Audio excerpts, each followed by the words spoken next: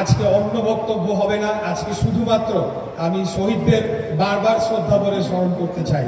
একটা দাবি উঠেছে, এখানে একটা চত্বর রয়েছে, সেটি এই 4 জন শহীদদের নামে স্মৃতি সংরক্ষণ করে রাখার জন্য এই চত্বরটি আমি আজকে ঘোষণা দিয়ে গেলাম। ইনশাআল্লাহ অবশ্যই তাদের নামে এই চত্বরটি করা হবে এবং তাদের স্মৃতি যাতে চিরস্থায়ী হয় সেটিকে নিশ্চিত করা হবে ইনশাআল্লাহ। এটি আমি আপনাদেরকে কথা দিতে চাই।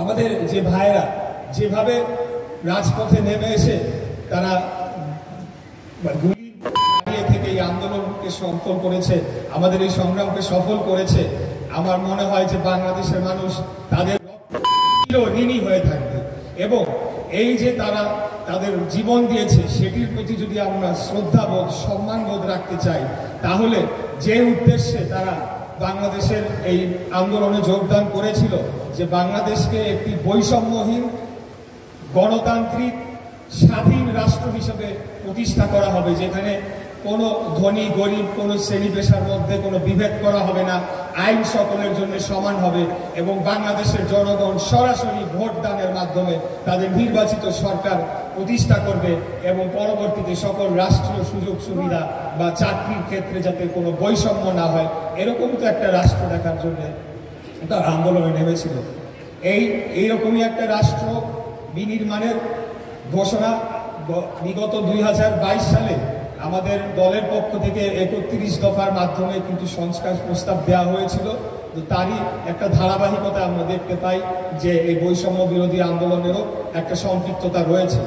তাই আমি যারা আমাদের ছাত্র দলের ভাইয়েরা আছে তাদেরকে বলবো যে বিগত 5ই আগস্টের পরে গতানুগতিক রাজনীতির চিন্তাধারা থেকে বের হয়ে এসে আমাদেরকে নতুনভাবে চিন্তা করতে হবে। নতুন যে 3.5 কোটি ভোটাররা যুক্ত হয়েছে তাদেরকে কিভাবে আমরা আমাদের দলের প্রতি আকৃষ্ট করতে পারি, আমাদের কর্মসূচির মাধ্যমে, আমাদের রাজনৈতিক কর্মকাণ্ডের মাধ্যমে, সেটির দিকে আমাদেরকে বিশেষভাবে নজর দিতে হবে।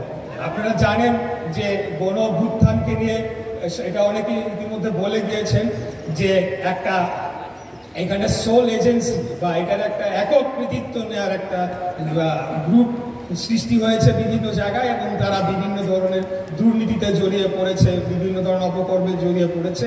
আমি মনে করি তাদের এই অপকর্ম রুখে দেওয়ার দায়িত্ব আমাদের, যদি শহীদদের আত্মার প্রতি আমরা সেই শ্রদ্ধার জায়গাটি ধরে রাখতে চাই। আর সর্বশেষ যে কথাটি বলবো যে যেটি ইতিমধ্যে বলছিলাম যে নতুনভাবে আমাদের চিন্তা করতে হবে। 3.5 কোটি ভোটাররা যুক্ত হয়েছে, আমাদের শুধু আগামী নির্বাচন, আমি ছাত্রদল করবো, আগামী নির্বাচনের কথা চিন্তা করলেও হবে না, তার পরবর্তী 5 বছর পরে আবার কিন্তু আমাদেরকে জনগণের কাছে যেতে হবে, তারপরে আবার জনগণের কাছে যেতে হবে, বারবার আমাদেরকে জনগণের কাছে যেতে হবে, তাদের ভোট ভিক্ষা করে আমাদের